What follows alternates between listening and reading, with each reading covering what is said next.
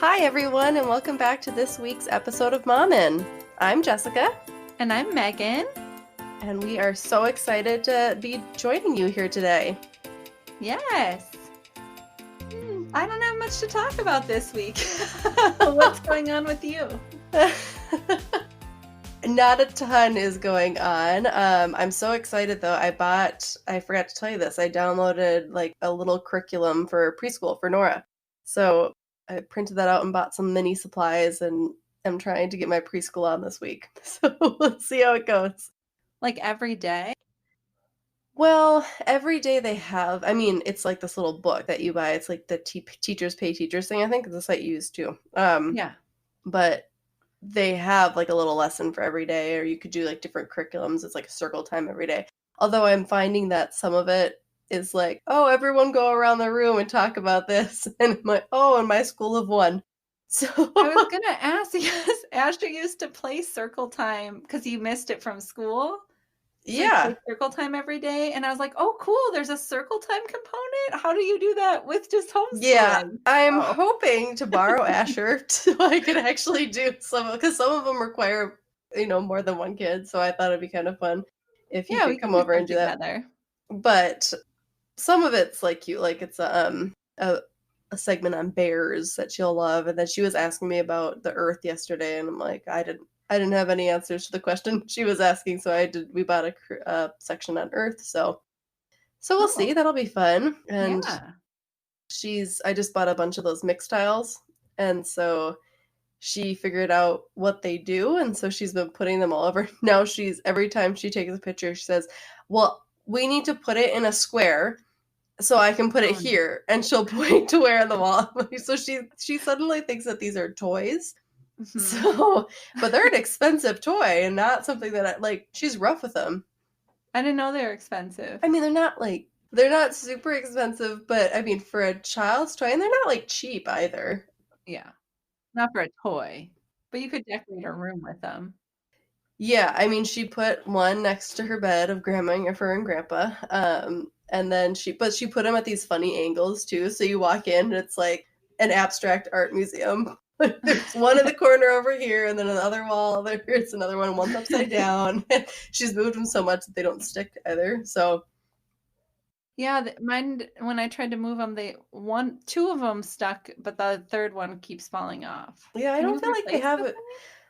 No, well, I don't know if you can. Mm-hmm. Someone tell us if you can, because I remember reading on the back, like, oh, when you move, just put that, what's that you use, like that parchment paper, just put that on it to separate them when you move, so the stickiness stays. I'm like, but they should hypothetically stick if you just move them to a different wall in your house. But yeah, because I literally took it off when we moved around how we had our rooms. I took it off one wall and went and stuck it on another. Yeah, they don't re-stick very well. So so I don't know, maybe we're doing wrong. Maybe you can order some new backing too, because that would be awesome. Just a note, well, it's a little loud, guys. My kids, not mine. I could blame her, but my kids are in the background a little bit. It's dinner time for both of our houses, so. What's going on with you? What's new in your household? Hey, you launched your business. Yeah, it's like nothing's new, but I did. I launched. That's huge. Yes, I finally have it all together. So I started a virtual lactation business for now. Hopefully we'll do home visits in the future. So it's based in Minnesota. And I'm excited to start supporting moms again, breastfeeding moms. So. Yeah, it's awesome. Was that scary to click publish or make it live?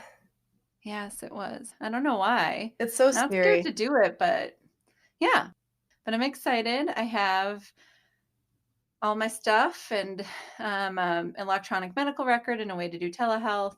And I bought a crocheted boob, crocheted baby that I didn't think I'd need the crocheted baby, but I think it will be helpful in showing latch. But Asher keeps when I got the breast model, Asher kept throwing it across the room. And then when my in-laws came and they were touring our upstairs, which is where our office area is, because we have redone our upstairs a lot, Asher immediately grabbed this breast model off of the shelf and showed my father-in-law and mother-in-law. It's like, he's like, this is what mommy uses. And he was carrying it around by the nipple. Oh no. So yeah, that is new with me. You're right. I thought I had nothing to talk about.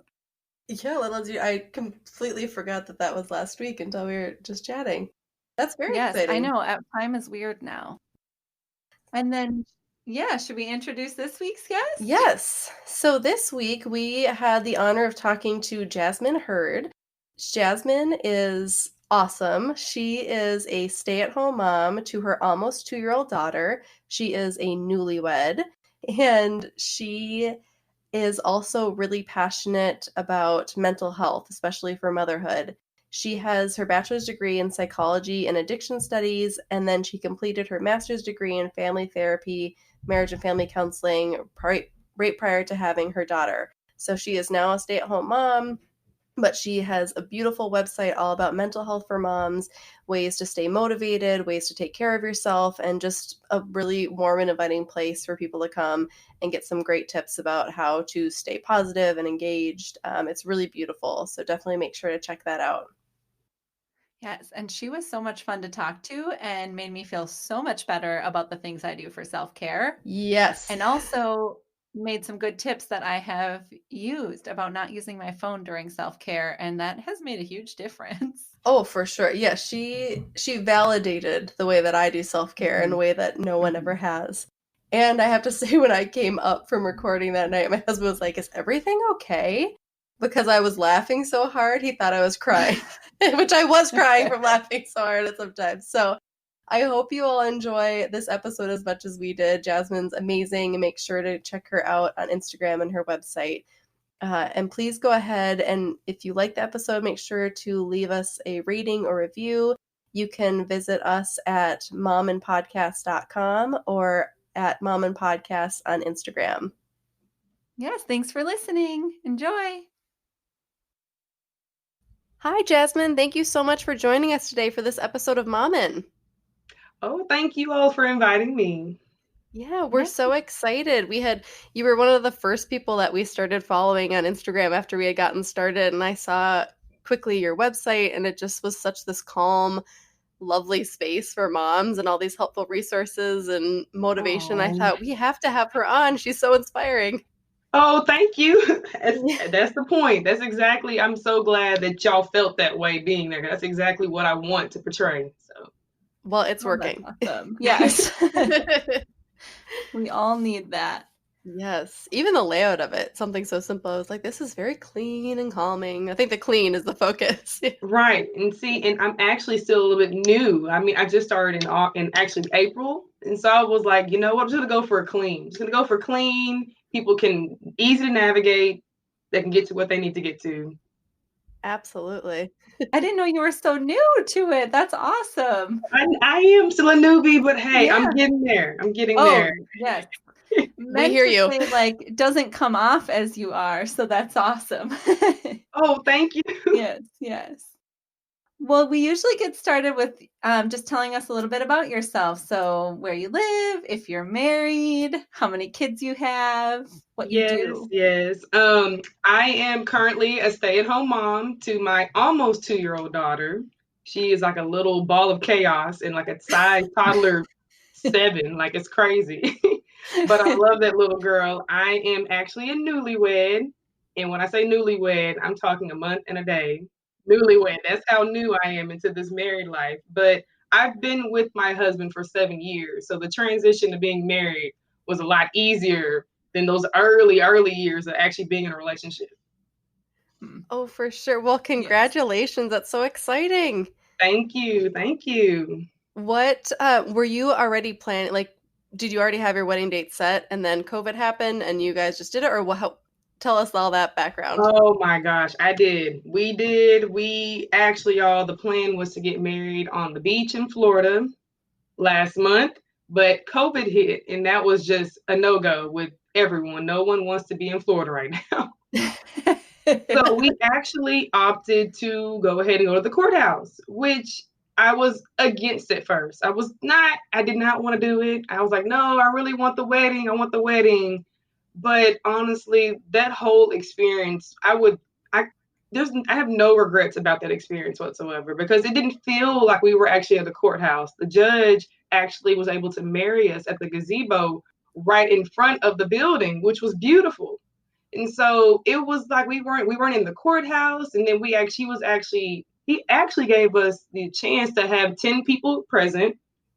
And then he also allowed us to have an actual photographer there. So we were actually able to have pictures captured of us getting married in this gazebo. And it was so beautiful. And I'm I like, was gonna say. I couldn't, this went better than I thought. Right. Oh, that's so awesome. Yeah, because the picture I saw on Instagram did not look like what I would imagine a courthouse wedding to Exactly. look And like. I really actually want to share that a little bit more with people, because I'm like, the judge was so nice, and he was, he was like, I'm doing whatever y'all want me to do. Do you want your dad to walk you up to the gazebo? And I'm like, Oh, yes, absolutely. That's Oh, it was awesome. really, yeah. really nice. And I'm like, I don't know if people if they have that option, or if other courthouses even provide that option. So I'm like, I need to probably tell people more about that experience, because most people don't even know I got married at a courthouse. But that's what it was. So That's so great. Did you guys do anything to celebrate after? we did. We actually did have like a mini reception dinner.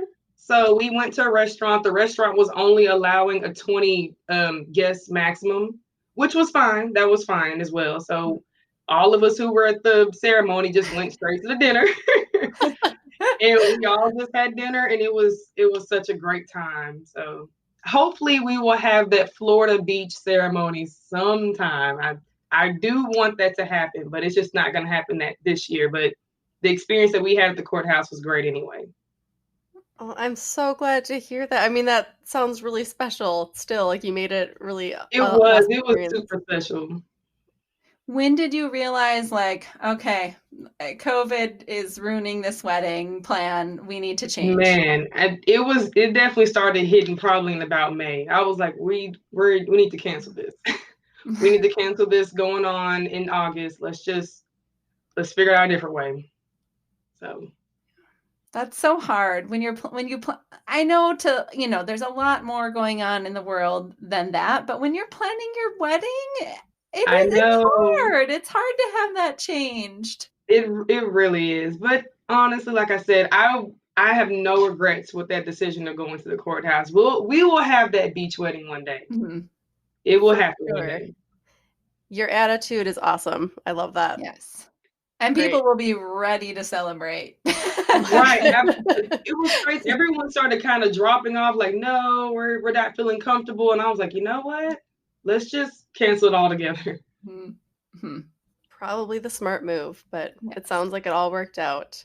Did your daughter get to be a part of it? Did she get to walk down the gazebo aisle? Sort of. She was there. She was really more so with my parents. But yeah, she was dressed up. She was really pretty too. I don't think I posted any pictures of her on Instagram, but I will try probably something, because she was really cute. She was matching all the vibe going on. So, but she was there. She kind of, after we had kissed, she came running over, like she was all happy to see mom and dad. I'm like, does she even know what's going on? Probably just excited. Right. Oh, that's awesome. And then we usually ask people if you're comfortable answering if you and your now husband talked about having kids prior to having your daughter, or if you always knew you wanted to have kids, or how many. Oh, we did. I come from, it's me and I have a younger sister, so it's just two of us. But my husband comes from 6 other siblings, so there are 6 of them. Yes.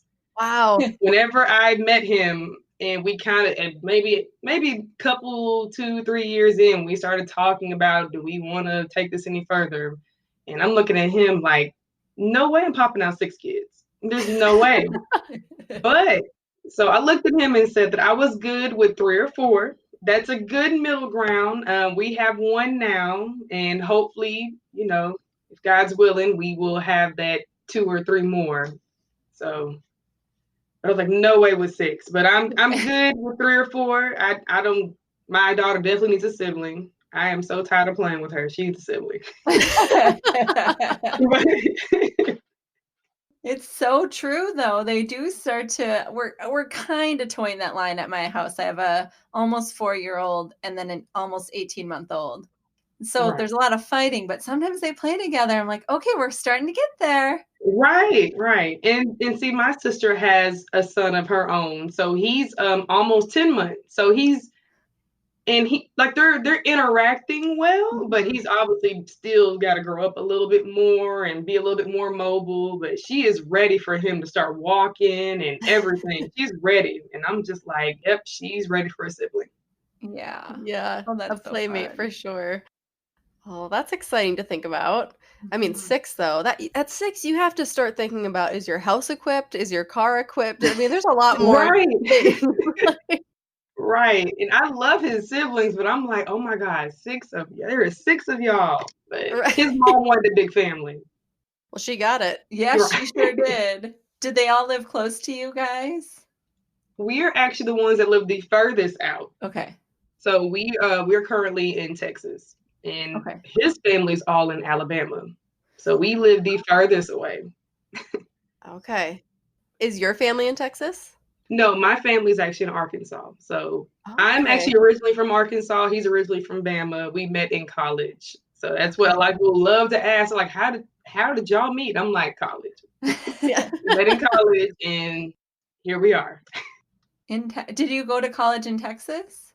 No, I went to college in Arkansas as well. Oh, So okay. he Okay. came he came to Okay. Arkansas. And then he brought you to Texas, or you brought him to Texas? I'm gonna say I brought him. I moved here Okay. first, and we're gonna say he followed me. We were Oh, he ready to let him go. followed. Yes. I love it. That's awesome. Mhm. So this might be the part that you just touched on, but what has been sort of the hardest and best parts of parenting? I mean, parenting is awesome. It's becoming a mom is awesome. Don't get me wrong. I was very nervous when I found out I was pregnant. I didn't know what type of mom I would be, but it really has been awesome. It's awesome seeing your kids grow and seeing like my daughter, she's starting to talk and and her personality is just flourishing. But I mean, at the same time, there are those hard moments. There are, and it's those moments where, and I always feel so bad, but there'll be the moments where she's wanting to play, and I'm like exhausted. I'm like, I'm so tired.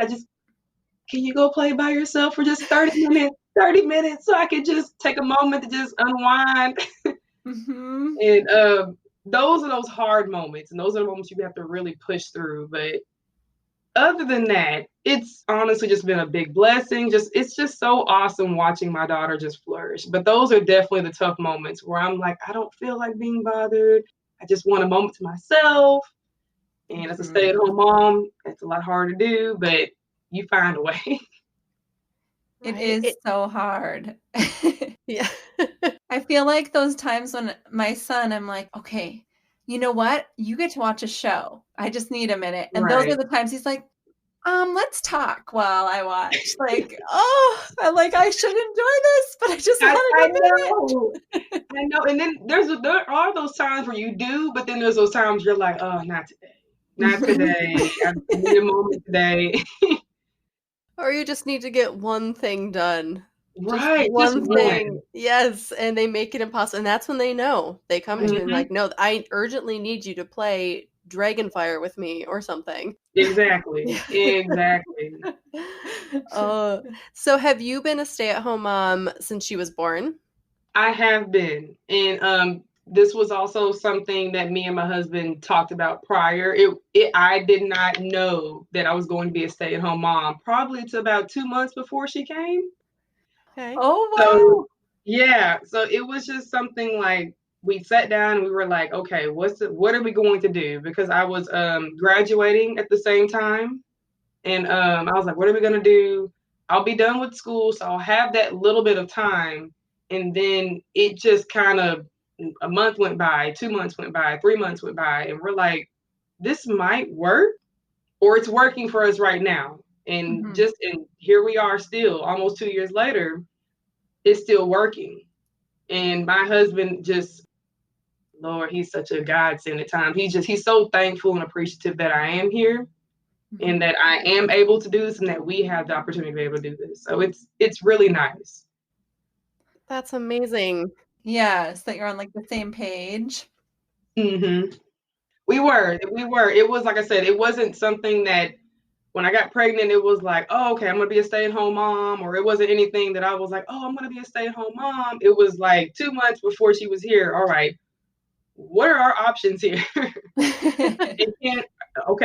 Are you going to be able to stay home? Are we going to be able to manage off of one income? Are we going to be able to do this? And we figured out that we could.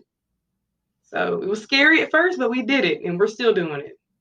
Yeah, that's great. Well, and you were just finishing school, so it's hard to sort of wrap your head around, okay, is this what I'm going to do because I just put all this time and energy into finishing something for you? Absolutely. Yeah, that's a whole story in itself. Yeah.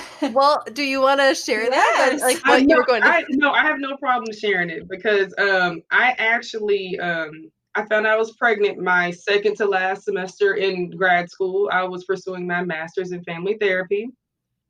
Major shock. I was like, holy crap. Oh crap. So I actually was able to finish school. And then a month later, I had my daughter.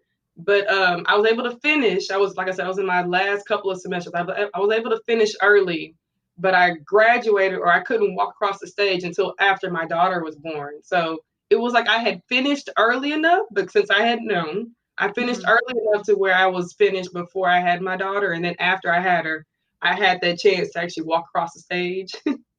Oh.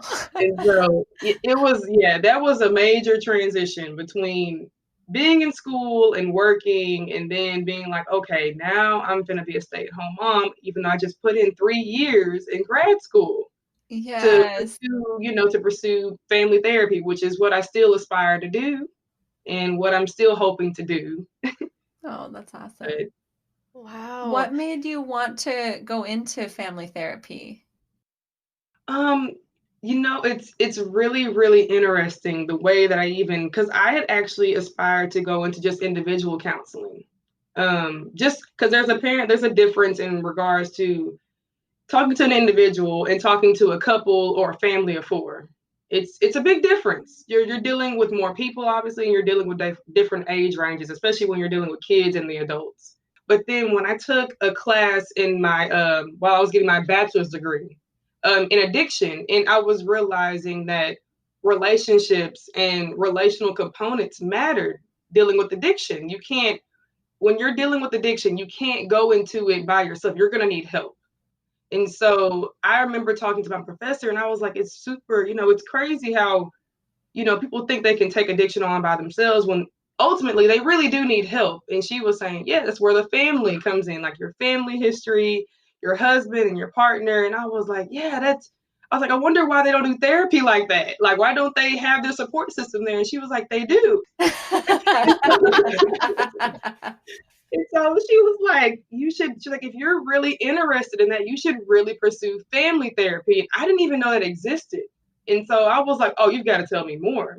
And so she actually ended up recommending me go to Texas Women's University here in Denton they have a really good family therapy program. And I learned so much there. And I'm so glad I went there just for that reason of learning all about that. Because I definitely know it requires that support system. You need to know the relationships. You need to get both sides of the story. When you're dealing with just one person, you're only getting one side. You definitely need both sides of what is happening. Yeah, that's awesome. Sounds like you're very passionate about it. I am. I didn't realize how passionate I was until I was within the program, and I was actually seeing clients, and I was like, oh, this is where I'm supposed to be. This is it. This is how amazing. Exactly it. So did you see clients as like you had to do hours or something to? I did. I had to actually do a year and a half of seeing clients. Oh, wow. A whole year. And then what I'm hoping to do, I've had my daughter for the past 2 years and I've been home, but what I'm hoping to do, either probably going into next year, I know that she'll be 2, going into next year, trying to go back and see clients and start getting my hours back to go ahead and get my full license. Because when I was practicing, I had to have a supervisor present at all times. Mm-hmm. So That's amazing. I mean, such an important field too, because that's probably when people are going into family counseling is like, I would imagine, breaking points. it is. It really, really is important. And a lot of people don't realize how much your own family comes into play in some of your thinking behaviors and thoughts and patterns. Like, especially seeing how your mom reacts to your dad and your dad reacting to your mom and how your parents are bringing you up. All of that reflects upon us and to our kids. Mm-hmm. So it's just important to be aware of that, which some people just, they aren't. And coming to counseling brings that out at times. It's like, oh, I didn't realize that I was acting just like my mom. Or I didn't realize, like, you don't realize it till you're maybe sitting in front of someone who's a little bit unbiased and just being like, hey, do you know that you're doing this? That is so, you do start to, or at least I have when I've reflected, and we adopted, so we had to do like a lot of that, looking at like things that my parents did well or didn't, or things we do. And I was like, oh yeah, I do that exactly like my dad. Right. I act so much like my mom that it's really bad now that I'm a mom myself. And I'm looking like, you know what? My mom really wasn't that bad. And however many years from now, your daughter will think the same thing. Right. That's a good conclusion to be able to come to. Right. And I mean, my mom is awesome. I've always thought that. But when you're a kid and your parents are telling you what to do, the last thing you want to do is listen. Mm-hmm. I'm like, I know that you're trying to help me, but I don't want to hear that right now. I want to go out and do my own thing. When you have kids, now you're like, wait, please stop running. Please stop. Don't fall off the stairs. Oh my God. Don't, like, all these things. You just want to put them in bubble wrap. Yes. Right. So what was it like for you that first time because you had someone with you sitting in, but what was that first counseling session like? Were you terrified? Did you have any idea of what the family was coming in for, like prior to? I was definitely a little nervous. I did know what they were coming in for, which I really liked emphasis on addiction. I like dealing with adolescents and their parents. That's really where my passion truly lies when it comes to family therapy. So I knew what they were in there for, and it was very nerve-wracking at first, but after a while, after seeing them, that first time, that second time, and that third time, we really began to actually build a connection, and we were actually starting to get somewhere as far as why that kid was either behaving in, like, there was odd behaviors that the kid was participating in, and the parents just could not understand it. And so me actually being able to kind of at least maybe get on the side of the kid and being like, look, this might be why they're doing this. Have you thought about maybe why they're approaching this or why they're doing that? Or are you asking questions about, what do they like to do in their free time? Like, just get to know your kid virtually. Mm-hmm. Wow. That sounds intense.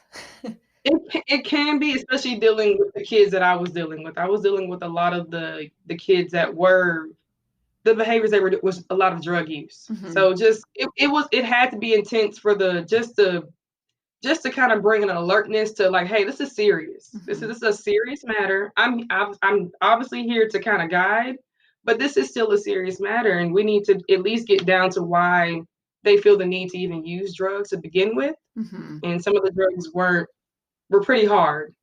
And so I was like, yeah, there's got to bring some kind of urgency to what's going on and try to get down to the solution of what we can do to make it better. Wow, that's so needed. There's such a shortage of mental health professionals. And I think I'm in pediatrics, and I think in the peds world, especially for like addiction, that's right. There's not enough support. That's so awesome. Right. That's your passion. I know I keep hearing how much is needed, and I'm like, I'm full. I'm all the way in. I'm ready for this. I'm like, I probably will actually do better with my daughter in her adolescence than now. Oh, that's so great. I'm so excited for you. So to get back into it when you're able to and ready to, that's going to Right. be so exciting for you. So is that sort of the long-term goal for you professionally to It is. It really is just making an impact in that kind of way. Obviously, I have started a blog, which was much needed on my part as well to do. I've been told so many times to start a blog, especially with how passionate I am about this. But but yes, the long term goal would be to definitely be practicing, therapy along the lines of that. That's great. Are you enjoying doing the blog? I mean, you said it was I pretty new. am. I really, really am. And I'm so, when it comes to stepping out of my comfort zone, which was definitely starting a blog and getting on the internet, um, it was also nerve wracking, but I really haven't been enjoying the ride. I really have. And I had been told so many times that, Jazz, you should really start a blog. Like you have so many, like such valuable information that you could provide, especially being in the mental health field. Mhm. And now that you're a stay-at-home mom, you could really be helping other moms as far as developing good mental health habits and good, just self-development. And I was like, you know what?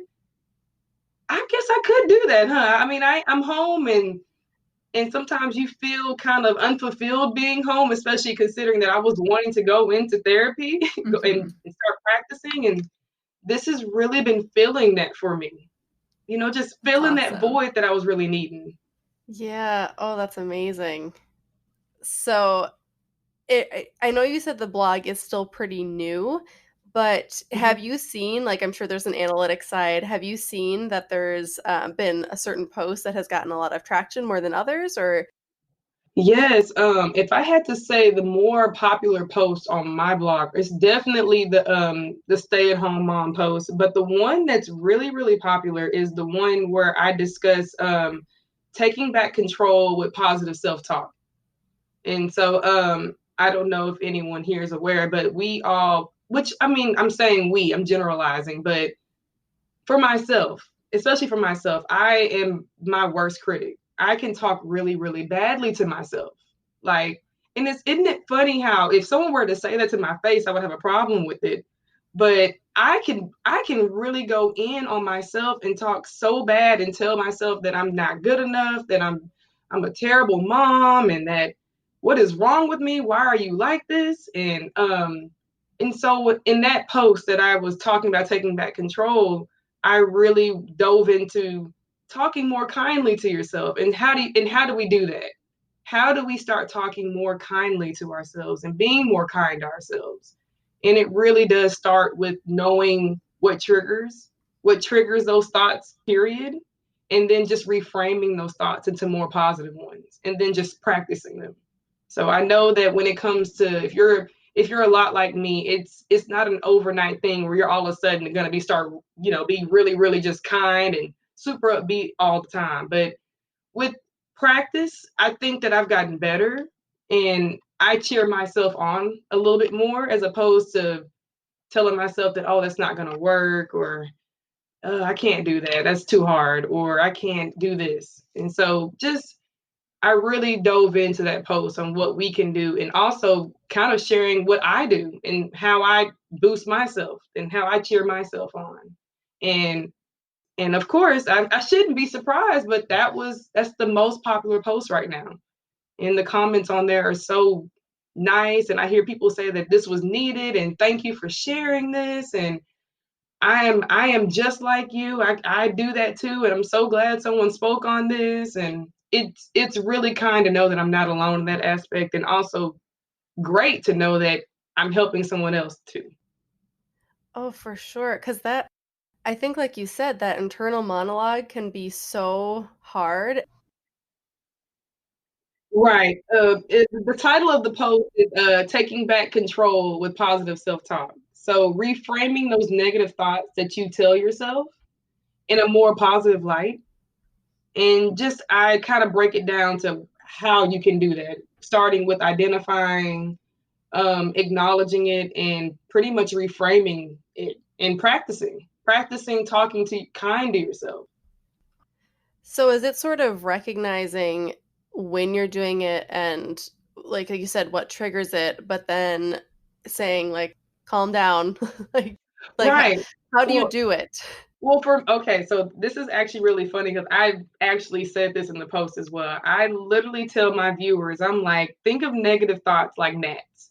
No one likes gnats. I don't know who would like gnats. And when you have a gnat coming around you, you're more than likely going to swat it away. More than likely, literally just swat the actual thought away as if you don't want it anywhere near you. So when you feel that or at least when you start to hear yourself talking badly to yourself, literally just, you may have to stop and just be like, you know what? Nope, nope, nope, nope, nope. I'm not doing this. And bring it back and be like, no, I can do this. Or whatever that thought is that you're having, just literally stopping, recognizing it, and literally thinking of a different way to rephrase that thought. And some people, I know for me, I kind of sometimes will actually write down those thoughts that I'm having and literally rewrite what I would have said to myself. If I can't think of anything at the moment, literally being like, okay, I had this thought earlier today. I'm a journaler. So at night I'm like, okay, well, let me think of all those thoughts that I was thinking or whatever's in my head. If I'm telling myself something bad about myself, I write it down and I will literally write down what I would have said if I could have responded to that thought. That's awesome. I love that you do that. Well, because you had said previously, like you wouldn't speak to your friend that way, you wouldn't do that. So taking the time to go back to it, what a great way to just give yourself some grace.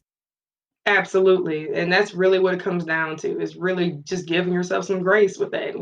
It happens. It can happen. I mean, you could drop something and be like, oh Lord, why did I just drop that? Like, I'm so dumb, so stupid for dropping that. And then coming back and being like, you know what? It happens. The world didn't stop. My daughter's okay. I'm still breathing. We're fine. And just calm down and pick it up, whatever it is. I love that. We're gonna definitely have to link that post in our show notes because I think we could all use that. We're all so hard on ourselves, and it's just. I think if we were to if I were to hear someone else's internal monologue, I would be heartbroken for them, or same if they heard mine. And absolutely, that's so true. That is very true. Wow. Well, I love that, and I might have to print that out for like a vision board. Yes, that's awesome and needed. We all need that reminder. Right, absolutely. Hey, if you need to put sticky notes on the mirror, whatever, I know that Gabrielle Union does that. I follow her on Instagram too. She literally puts sticky notes on her mirror of all these affirmations. And I'm like, that is such a nice thing to see when you wake up in the morning. For sure. Yes, it is. That's good enough for her. Right. Yes. And about like long-term goals for you, or you've kind of touched on that anyway.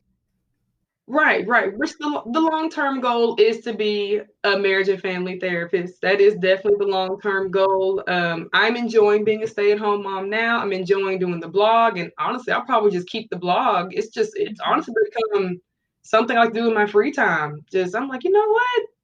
Let me just start typing I literally will start typing a post and just kind of just start going and going and going. And I'm like, you know what? Okay, let me make sure I add some images and some research, but like I'll literally type the whole post first and just in like a day. And I'll just sit there and be like, you know what? I'm just typing and typing. And then, because I think for me, I talk about my experiences in my blog, but I also try to at least verbalize it in a way for it to be helpful for somebody else. So I'm like, I'm talking about what I do, but I verbalize it for it to be helpful for someone else. So awesome. And how has that been transitioning to being a stay-at-home mom and kind of balancing all of that with starting the blog now too? Yeah, that was it was very interesting.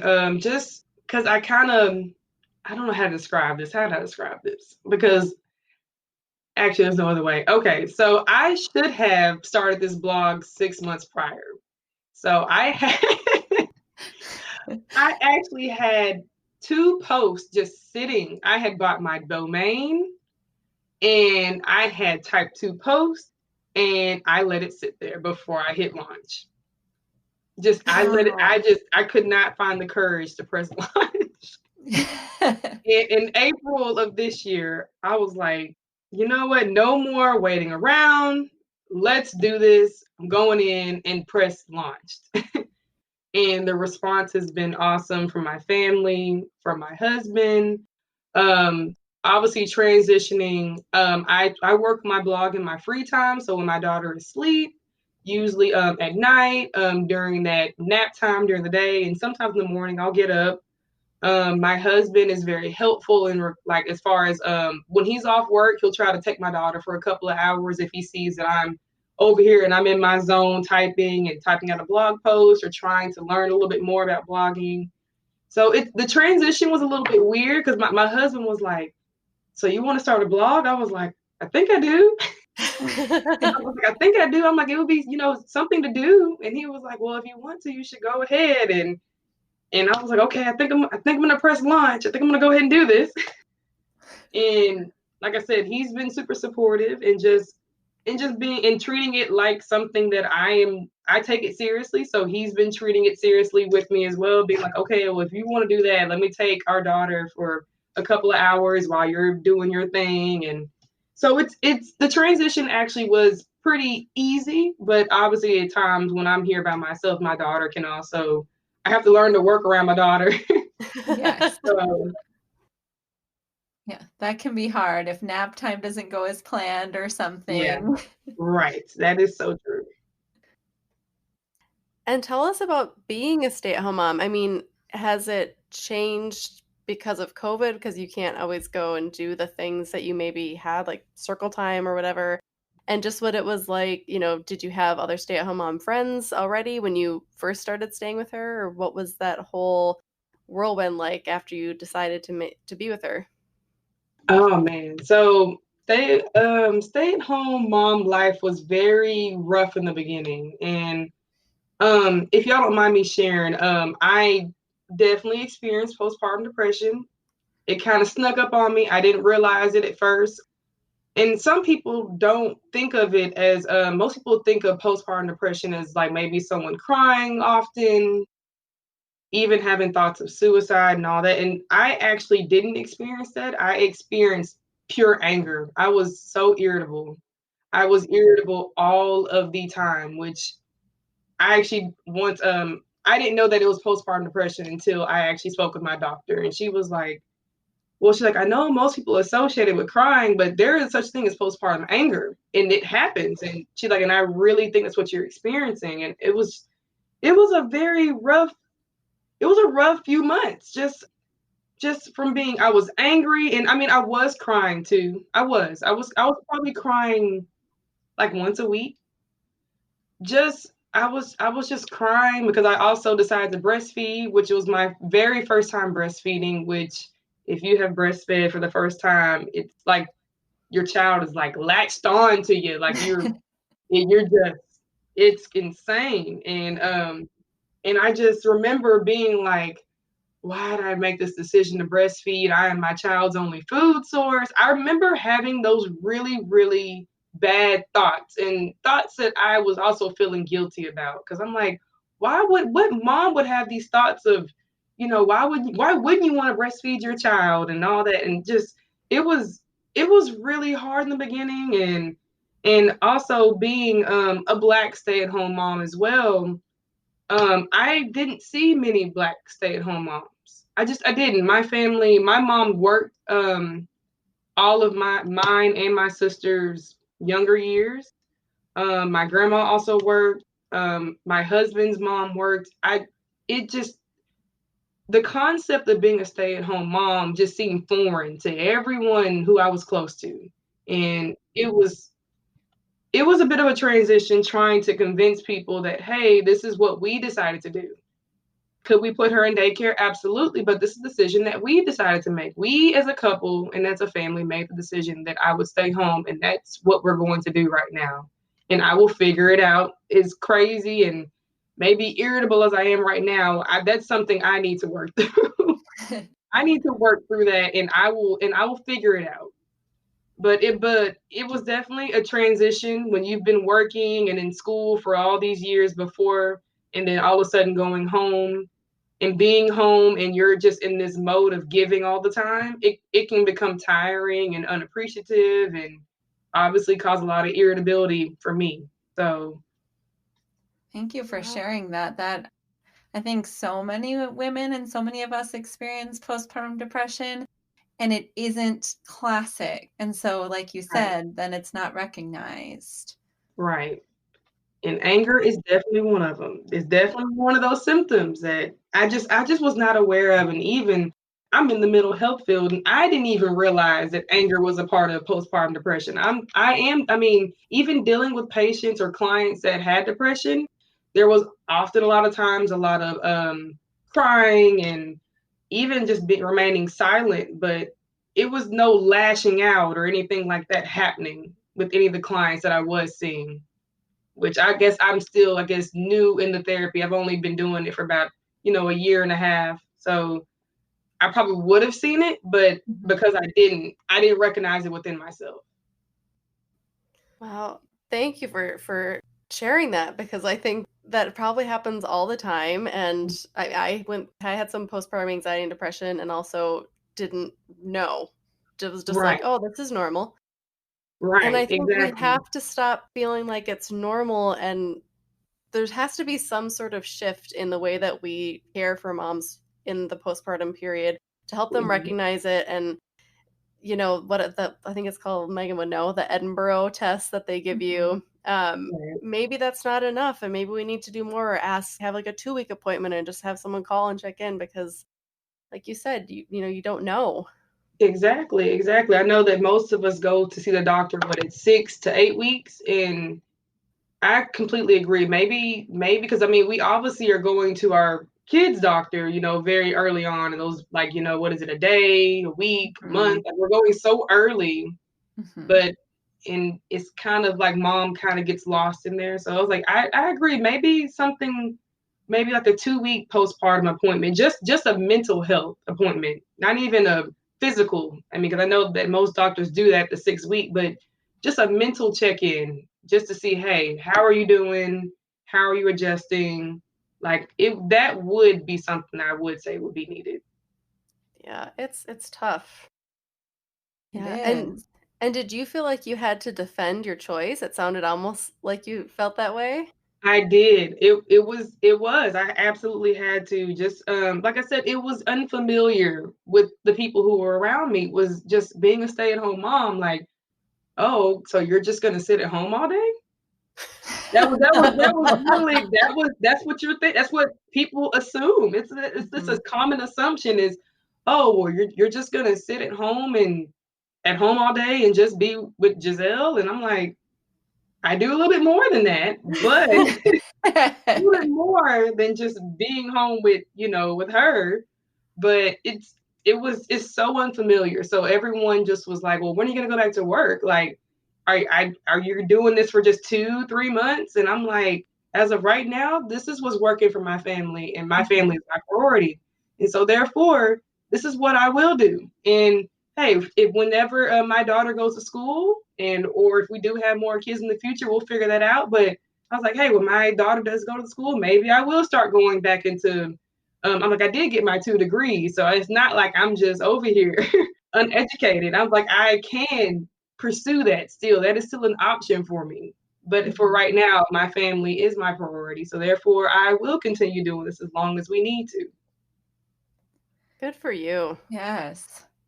And you mentioned that part of what you felt like was that it wasn't common to see Black moms staying at home. Have you found support, like more of a support network of people doing that now? I have. So, which I actually, it's funny because we actually have a couple of friends here in Texas where they also had kids, and the women elect to be stay-at-home moms. So I was the first.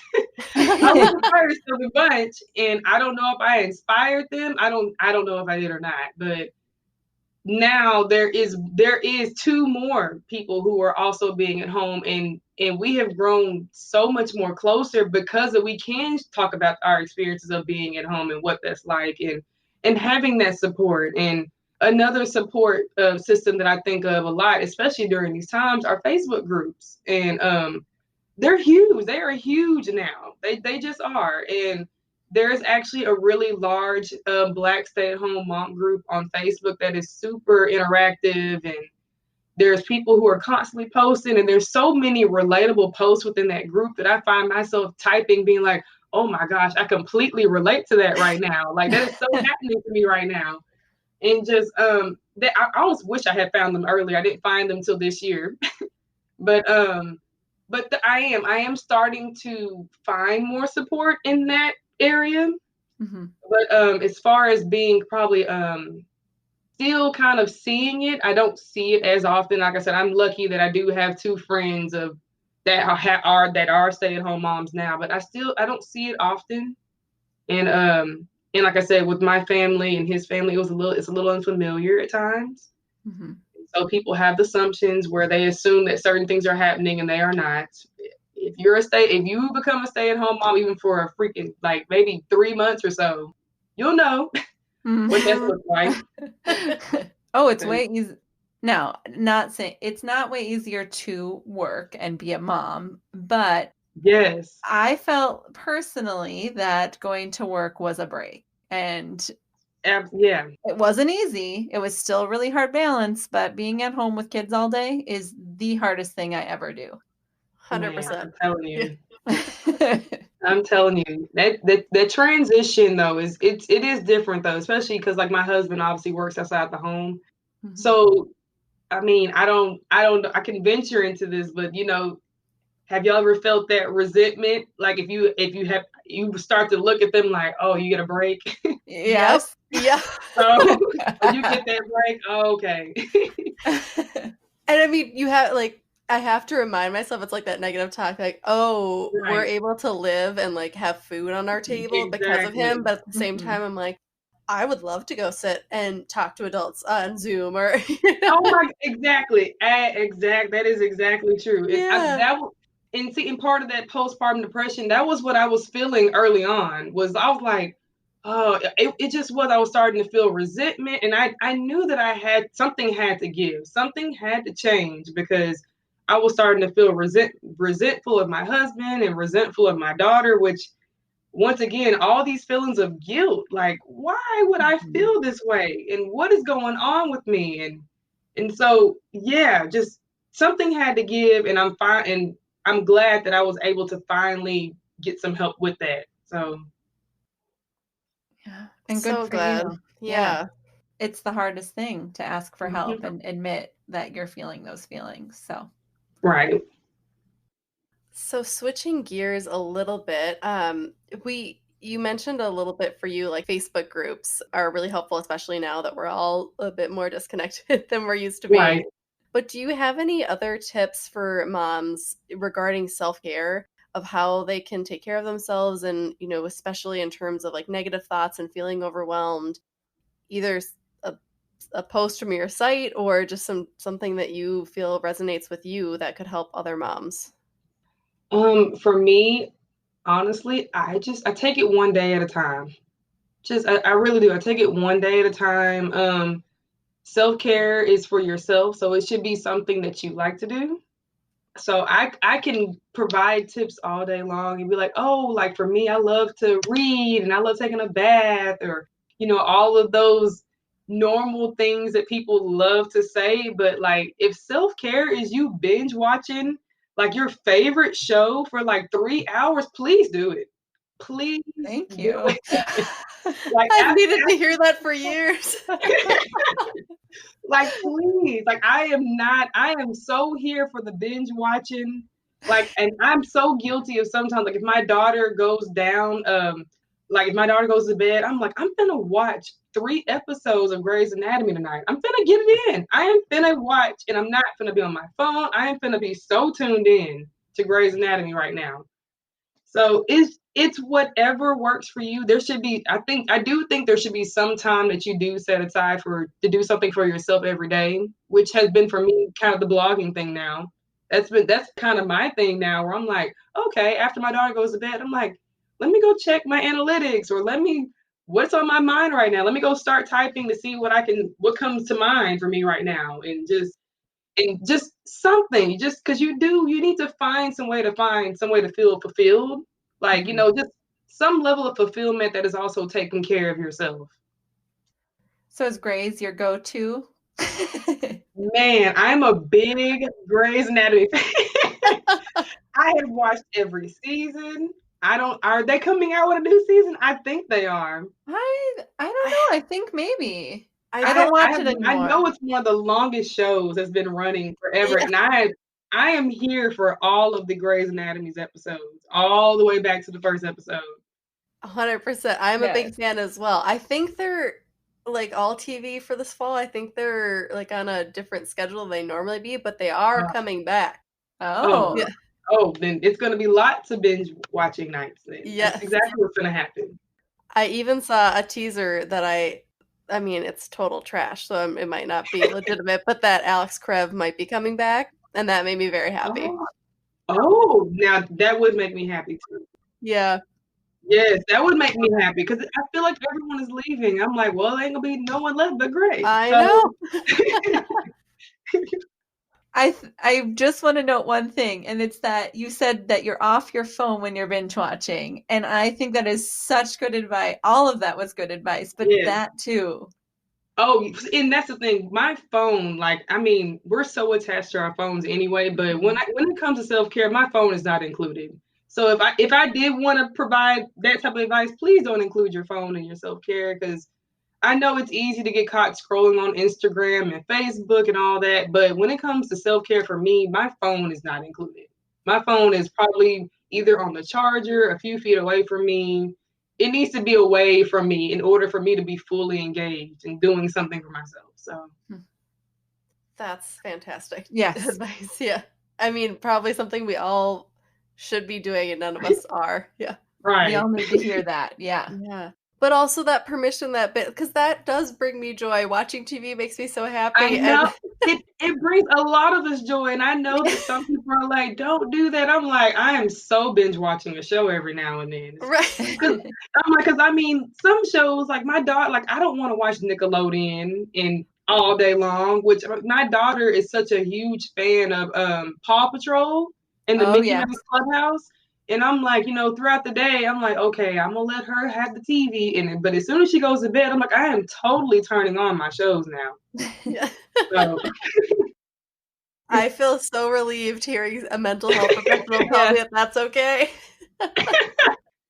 Is that your go-to for self-care, or are there other things that you also do? That is definitely top 3. Top 3 is me, at night, which most of the time I'm usually probably I like to make some tea. I like making like a nighty-night tea. I like making tea and sitting on the couch under a blanket watching a TV show. That is probably number 1. Mm-hmm. If I had a second option, is reading a book. I love to read too, and I'm such a sucker for the romance novel. I just am. And I'm like, I'm married. I'm happily married, but I am such a sucker for the romance novels. Do you have a favorite? Oh, you know what? What? I can't even think of. Oh, hold on. Let me think for a second. Because I'm not going to lie, I was definitely on that trend of the 50 Shades of Grey. I was on that trend, y'all. I'm ashamed. But I was on that trend for a little bit. No shame. Nope.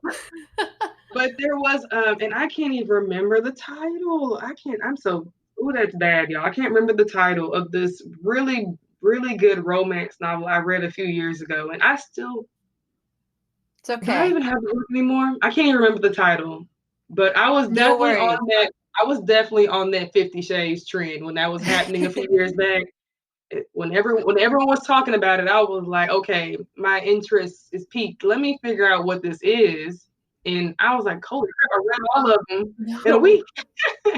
Oh my goodness. I've never tried them. Maybe it's time. Maybe COVID's the time. It's obviously you have to I know that you know what that's about. Yes, I'm well aware.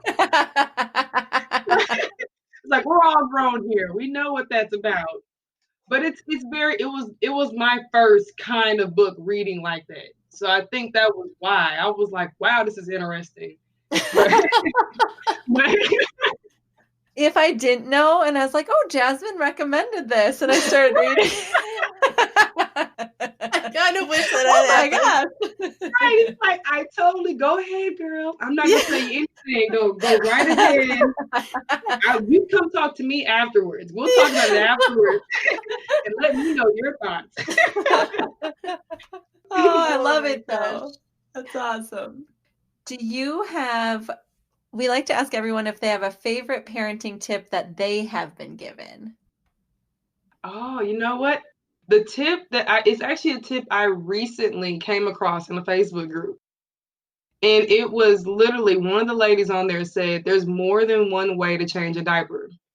And she was saying it, obviously you can reference it as a baby, but she was saying that in regards to a woman who was asking for advice on handling her 3-year-old's tantrum. And she said it, and everyone was like, what are you talking about? So, and she broke it down in a way that was, and I can't even break it down the way that she said it, but virtually what she was saying was, if one approach isn't working, try a different way. That was literally what she was saying, but she was like, there's more than one way to change a diaper. As far as which even when I think of changing a diaper, I'm thinking of changing a 2-year-old's diaper, which is like wrestling like a crocodile. So there's a lot of rolling and wrestling going on when you're trying to change a 2-year-old's diaper. But but even when you think of changing a newborn, they're so squirmy and trying to find a way to give them something to do, or just, you have to try all these different techniques to get them to be still or whatever may be the case to just change the diaper. So, but that's literally what she said. And it sparked such a great conversation in that group when it was a comment. The comment had probably like 50, just the comment had probably 50 responses to it. Because everyone's like, what are you talking about? It doesn't relate to what she's asking. Like, it does. It does really. But it does. Oh, that's awesome. And it's so true. And even like when you think of 2 kids in the same house, what works for one isn't going to work for the other. Mm-hmm. Yeah, that's a great reminder. And then do you have a favorite tip that you like, or even like a favorite product that works really well for you, or just a routine, anything that works really well for you as a mom? Let's see. For me, I would have to say, if I really had to say the one thing, I would definitely say having a bedtime routine for my daughter. That just having that routine has made sleep so much easier within our household. My daughter is a great sleeper. Like, she goes down at 8:30 and will not wake up till 8:30 the next morning. And it's been like that for so long now. And I really would have to credit that to the bedtime routine. And our bedtime routine is simply just taking a bath. And when we get out the bath, we normally sing songs. Like, she loves the Coco Melon songs on YouTube. I don't know if y'all are familiar with I that don't even know channel. what that is. No. Yeah, it's a channel on YouTube. It's just, they sing nursery rhymes. It's actually a nice channel. But she likes to sing the songs, and we, just kind of, we sing the songs, and we put on her pajamas, and we get lotioned up, and then we brush her teeth, and then we go cuddle in her room. She likes to get a book, and we read. And it's like all of these cues that she kind of knows is getting ready for bed. And then when it's time to actually go to bed after reading a book, she gets in the bed and she has a routine now, but she has with us. Oh. And her routine is to give us a hug, a high five, some dap, literally some dap, and then she touches her cheek for a kiss on the cheek. That's her routine when she gets in the bed. That's what she wants us to do. And she equates that to, okay, I can go to bed now. And it's such a cute routine now that I'm saying it, I'm like, it's such a cute routine, but I'm like, we've been doing this for so long that it works. And like, we can literally just lay her down. It works perfectly for us as far as us all getting sleep and her getting her her sleep. It's been great. And if there was anything I could recommend that has worked for us really well, was having a bedtime routine very early on. Because we probably started doing, obviously the routine looked a little different when she was a baby, but that same kind of pattern was like bed, bath, songs. I used to breastfeed, obviously. That little routine was still always there. And she's always equates that to, okay, I'm going to bed now. So I'll see y'all in the morning. It sounds so sweet. Yeah, that pointing to the cheek is, oh my gosh, not my heart. Yes, yes. And now, but it's funny because now she be wanting two of them. So she'd be like, I want another one. So y'all didn't want, I want two now. But does she like each cheek, or? Yes, she does. She will touch each cheek. It's symmetry. I get it. Oh, I love that. The next question our guests have had trouble with, which now looking at it, if I were asked this question, I would too. So if you don't have one, that's totally fine. But we have been asking everyone for a cute or funny kid story. Oh God, I have my daughter's a comedian, so that's a lot. She's a full-on comedian. And honestly, what I can tell y'all what's been happening this week. Actually, it started last week.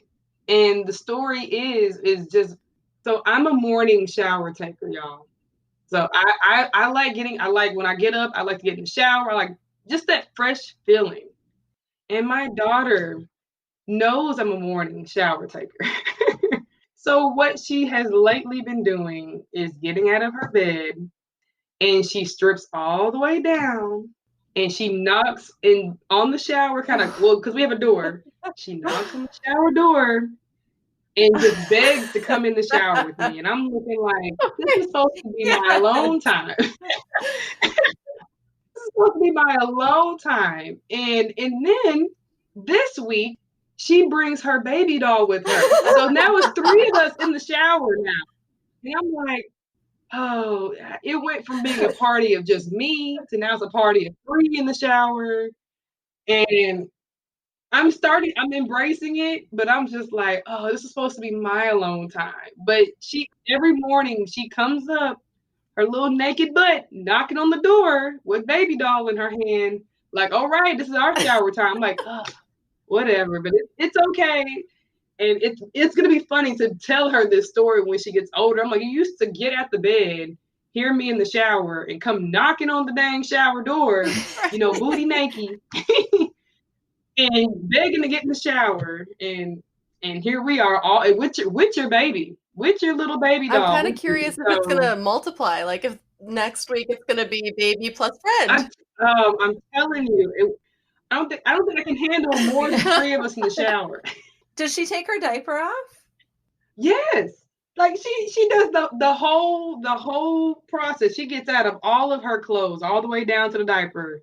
And is begging me to get in the shower with me. And I'm just like, I guess I can't have you walk around the house, no diaper on. So I have to kind of let you in here. Oh my gosh. But yeah, that is your time.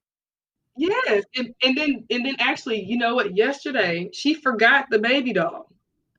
So I was like, oh God. So she's like, baby doll, or she actually says baby. She says baby. She says baby, baby. Baby, and I'm like, baby may have to miss this shower session. Did you go get baby? I did. I had to go get baby. I understand. It's like not worth it. You're like, all right, fine. I was like, oh gosh. Oh, that's so cute. Like, okay, well, I guess I have someone with me in the shower now. I'm gonna have to start taking showers at night if I don't want to have a partner in the shower with me and the baby. I mean, my daughter's younger. She's 18 months, but I can't even imagine her or my son when he was older realizing that was my daily thing and then taking the initiative to join. Take the full initiative. I mean, it's so funny that she's probably known that I do that every morning because I kind of get up around the same time. She does too. So I get up around the same time and I'm just like, well, and my husband's at work, so I'm just like, well, here we go. All right, here we go. All in the shower. Oh my gosh, that's hilarious. Well, on that note, Jasmine, this has been amazing. I really appreciate you taking the time. We really appreciate you taking the time to chat with us. Can you let all of our listeners know where they can follow you and find you online? Yes, and thank you all. This has been fun. This has been an absolute ball talking to you ladies. And if you are interested in following me, obviously you can find me at my blog, justjazz.com. I also have an Instagram and a Twitter and a Facebook page, all with Love Just Jazz. That's actually how I end all of my blog Love posts. that. So therefore my username. So you can find me all of those. I post probably the most on Instagram. Trying to get better at Twitter. Twitter used to be a thing like years ago. Now I'm trying to get back on it. And I'm actually pretty consistent on my Facebook page as well. So that's where you can find me. And I post once a week on my blog. All things motherhood, all things mental health, trying to provide all the positivity vibes. So come on over if you're all for it. That's so awesome that you have taken like this passion of yours and are using it to provide some light in our world. I love that. Absolutely. Well, have a great night. Bye, Jasmine. Y'all too. Thank you so much. Thank you so much for listening to this episode of Mommin. We hope you enjoyed listening to Jasmine as much as we enjoyed speaking with her. If you enjoyed this episode, we'd love it if you would share it with a friend and head over and give us a rating and review. You can find us at Mommin Podcast on Instagram, momminpodcast.com. Thank you again for listening. Have a great week. Bye.